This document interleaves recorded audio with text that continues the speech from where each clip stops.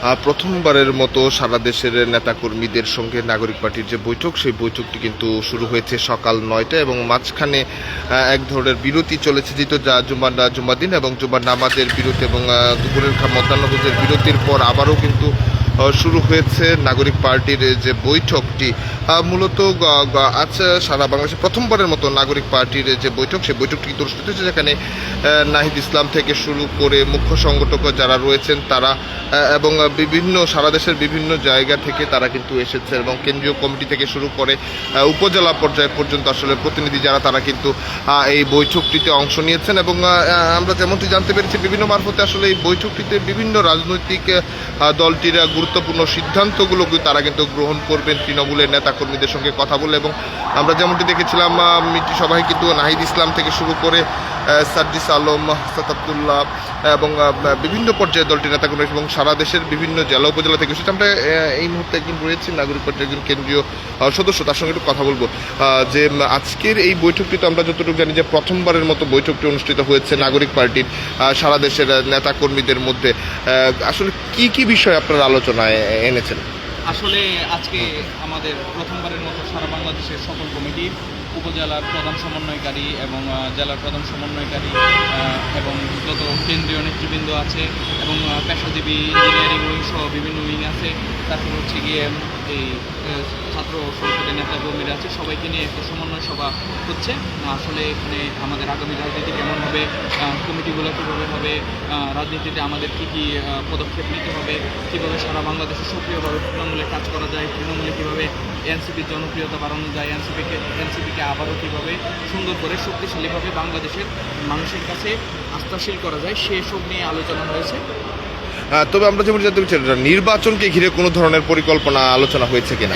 আমাদের এরকম আলোচনা হয়নি। আমরা এখন নামাজের বিরতি এবং দুপুরের খাবারের বিরতি আছে এবং আমাদের সমন্বয় সভাতে আমাদের ইন্টারনাল কিছু আলোচনা বা সিদ্ধান্ত হবে, এগুলো হচ্ছে একান্তই আলাদা আর কি। এটা শুধু নেতাকর্মীদের মধ্যে সীমাবদ্ধ।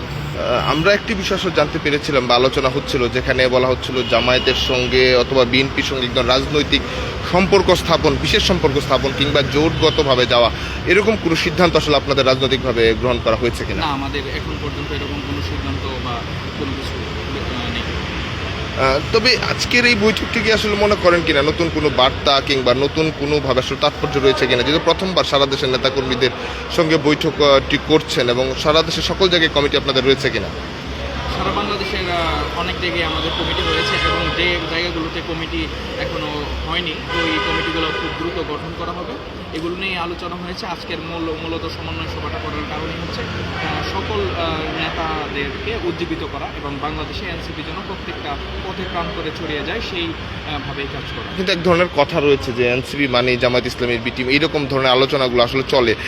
এগুলো নিয়ে আপনি আসলে কি বলবেন? এই আলোচনাগুলো আপনাদের আজকের হয়েছে কিনা, এই ভাবনাগুলো? এনসিপির মতোই চলবে। এনসিপি আসলে কারোর কোনো টিম বা এরকম কিছু না। এনসিপি বাংলাদেশের নতুন একটি শক্তি। এই শক্তি তারুণ্যের শক্তি, এই শক্তি নতুন বাংলাদেশের শক্তি, এই শক্তি গণঅভ্যুত্থানের শক্তি। ধন্যবাদ।